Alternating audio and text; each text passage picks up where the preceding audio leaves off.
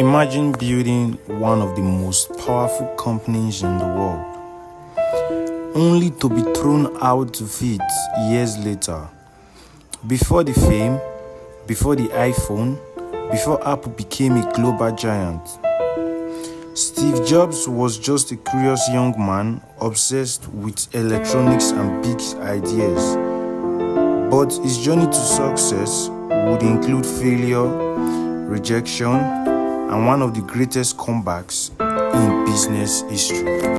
Steve Jobs was born in 1955 and was adopted shortly after birth by Paul and Clara Jobs.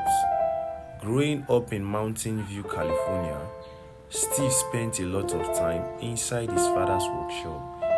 His father taught him how to fix things, build electronics, and understand how machines worked.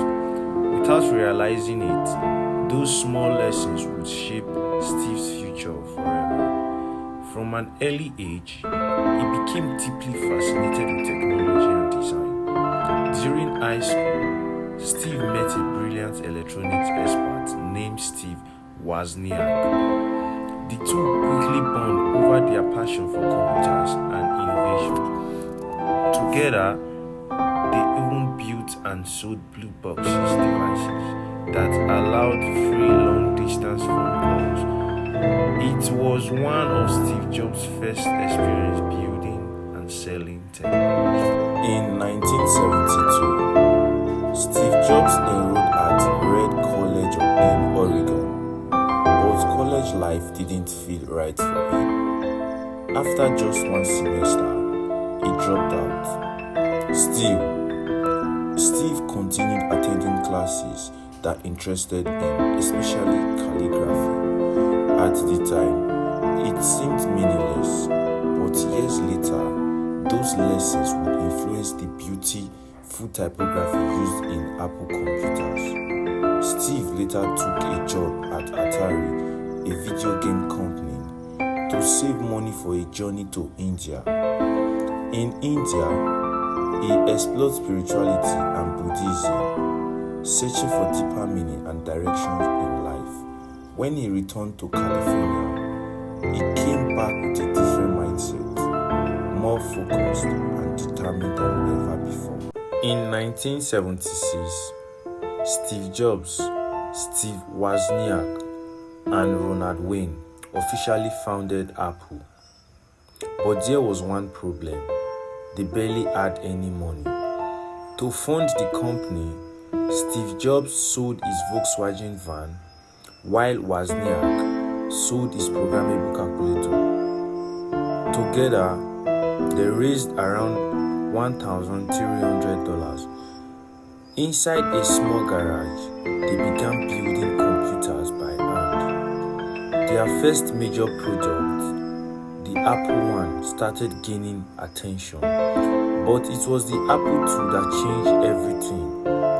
Released in 1977, the Apple II became one of the first highly successful personal computers in history. Suddenly, Apple was no longer just a garage project, it was becoming a revolution. As Apple grew larger, Steve Jobs became one of the biggest names in technology, but success also brought tension inside the company. Steve was known for being passionate, demanding, and extremely intense. Conflict between him and Apple executives continued to grow. Then the unimaginable happened. At just 30 years old, Steve Jobs was pushed out of the company he co-founded. Imagine being removed from your own dream. For Steve, it was devastating.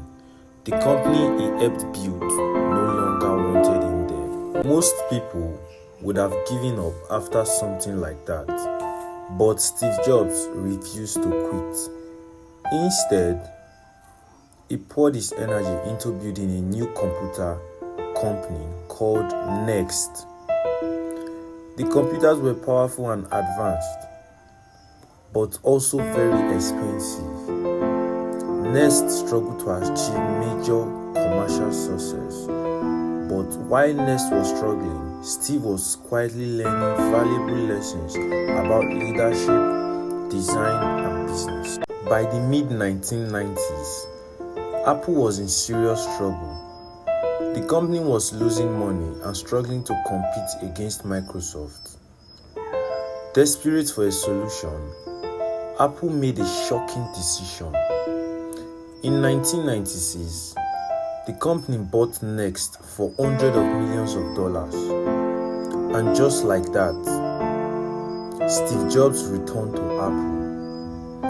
1 year later, he became Apple's interim CEO. Steve immediately simplified Apple's product lineup and refocused the company's vision. It was a bold move, but it worked. Under Steve Jobs' leadership, Apple entered one of the greatest comeback stories in business history. The company introduced revolutionary products like iMac, iPod, iPhone, and iPad. These products transformed technology and changed the way people communicate forever.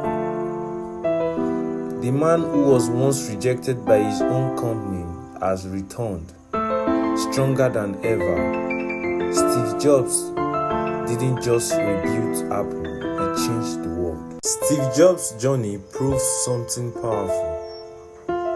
Failure does not always mean the end.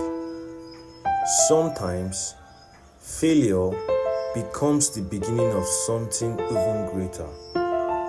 From a small garage to becoming one of the most influential visionaries in the world, Steve Jobs' story remains one of the greatest comeback stories ever told.